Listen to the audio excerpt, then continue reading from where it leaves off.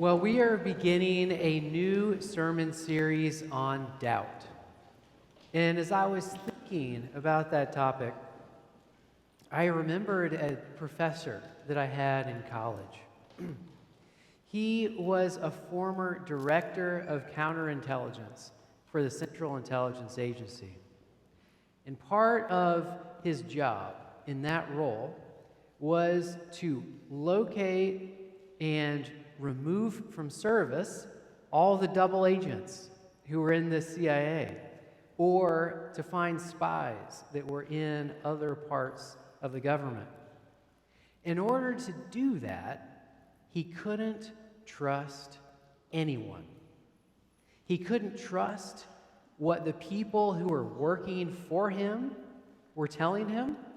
He couldn't trust the information he received from other branches of government. He couldn't trust what his colleagues were saying in other countries. He had to assume that everyone was not telling him the truth. In order to do his job, he had to doubt everything. It was really taxing. It turns out that living in this kind of extreme doubt and distrust is a really impossible thing to do. The CIA would only let people serve in that role for a couple years, because any longer, people would literally go crazy, because the CIA had experience of people who occupied that job for more than a couple years, and they went nuts. But the opposite of that is also unhelpful. What if we went through the world trusting absolutely everything that we heard, saw on TV, read in an email? We just accepted it on its surface. We didn't check it out. We didn't try to verify if it was true. We just embraced whatever somebody told us. Well, our bank accounts would probably zero out. And a bunch of Nigerian princes would be millionaires. Life is lived in the middle, between this extreme doubt and complete trust. There is always a level of doubt and uncertainty with everything that we encounter in life. But there is also a level of trust as we move through the world too. One of my favorite stories about this middle way of living in between extreme doubt and total trust is Thomas, one of Jesus' disciples that we read about just a few minutes ago. He is often called Doubting Thomas, which I think is a real shame. Because when we really read that story, what I come away with is looking at him as trusting Thomas. We encountered him in our gospel reading shortly after Jesus has died. And the disciples are still in a habit of meeting together to celebrate Jesus' life and teaching, to remember that Last Supper that they shared with him. And so they're meeting together, and for whatever reason, Thomas isn't there when they're meeting. But during that meeting, something miraculous happens. Jesus, in resurrected form, appears. The disciples get to actually see Jesus and talk with him. They get so excited, and they go off and they tell Thomas, "This is what happened. We actually got to see Jesus again." Thomas is a little skeptical. He says, "You know what? That's great for you all. I'm happy for you. But until I get to share in that experience too, I'm going to remain a little doubtful."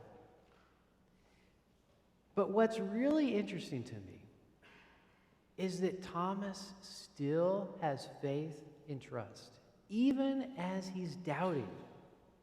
Because the next time the disciples gather together to remember their time with Jesus, Thomas is there. And we don't know exactly why Thomas decided to be there. The biblical authors don't tell us. Maybe he heard the story and thought Jesus appeared once. Maybe he'll appear again. I want to be there if he does. Maybe Thomas said, I don't believe any of it, but I think that God is still at work, and I want to be amidst my fellow travelers as we're trying to live in this way of life that Jesus taught us. But for whatever reason Thomas had, he still had that trust that God was not finished. So he met with his friends.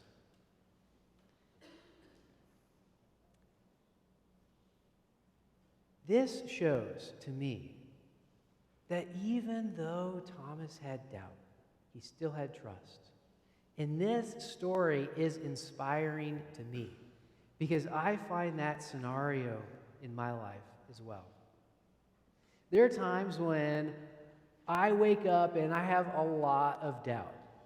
Sometimes I'm like, Charles, are you really a priest? Did this really happen? Sometimes it's a little weird. I'm standing up here looking like this, Sometimes I just wonder, hey, is this Christianity thing for real, or is this some kind of ancient myth? There are other moments when my faith is really solid and I'm locked in, I'm ready to go. But in these moments when I have my doubts, I remember faithful Thomas, and he inspires me to keep meeting with you all, even through these ebbs and flows. Because what we see in this story is that the Christian life is not merely for the people who have everything all figured out, the people who don't have any doubts. That's not who Thomas was. But he still kept on meeting with fellow Christian people. And church isn't just for people who have really weak faith and they just need people around them to prop themselves up. There were other disciples around Thomas who their faith was solid. But at all points in our lives, I think, we have this mixture of faith and trust and doubt. And the ratio of doubt and trust, at least for me, changes. It changes day to day, week to week, month to month, year to year. As followers of Jesus, that's okay. We see that kind of reality exhibited in these followers of Jesus. We're not people who don't have doubt. We're not people whose faith is always strong. Sometimes it's strong. Sometimes we don't have very much doubt at all.